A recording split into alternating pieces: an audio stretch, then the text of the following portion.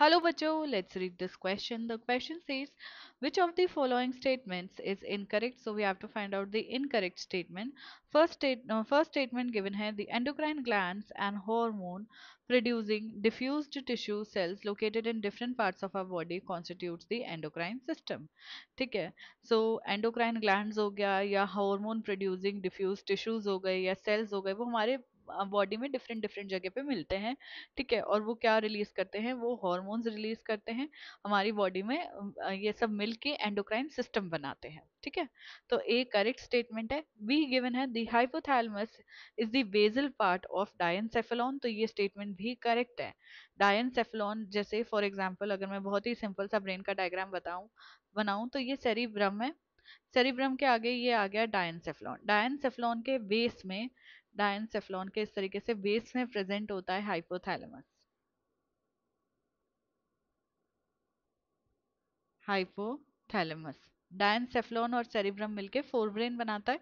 ठीक है, सो ये स्टेटमेंट भी करेक्ट हो जाता है। देन नेक्स्ट स्टेटमेंट गिवन है, hypothalamus contain nuclei which produces hormones, तो ये स्टेटमेंट भी करेक्ट है। हाइपोथैलेमस के अंदर कुछ न्यूरोसिक्रीटरी सेल्स प्रेजेंट होते हैं।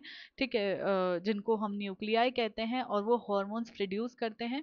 वो पोस्टीरियर पिट्यूटरी तक जाते हैं इन हार्मोन्स को लेके। वहाँ पोस्टीरियर पिट्यूटरी में बेसिकली ये हार्मोन्स स्टोर होते हैं एंड देन जब जरूरत पड़ती है तो वहां से रिलीज होते हैं। तो पोस्टीरियर पिट्यूटरी से जो हार्मोन रिलीज होते हैं वो पोस्टीरियर पिट्यूटरी फॉर्म नहीं करता है, वो बेसिकली न्यूरो सिक्रीटरी सेल्स जो कि हाइपोथैलेमस के अंदर प्रेजेंट है वो प्रोड्यूस कर रहा है उन हार्मोन्स को। ठीक है, सो ये स्टेटमेंट भी करेक्ट है। देन डी गिवन है, hypothalamus produces the releasing hormones only, तो खाली रिलीजिंग हार्मोन्स नहीं प्रोड्यूस करता है हाइपोथैलेमस। हाइपोथैलेमस दो तरीके के हार्मोन प्रोड्यूस करता है, एक है रिलीजिंग हार्मोन एंड दूसरा है इनहिबिटिंग हार्मोन। इनहिबिटिंग हार्मोन्स भी प्रोड्यूस करता है।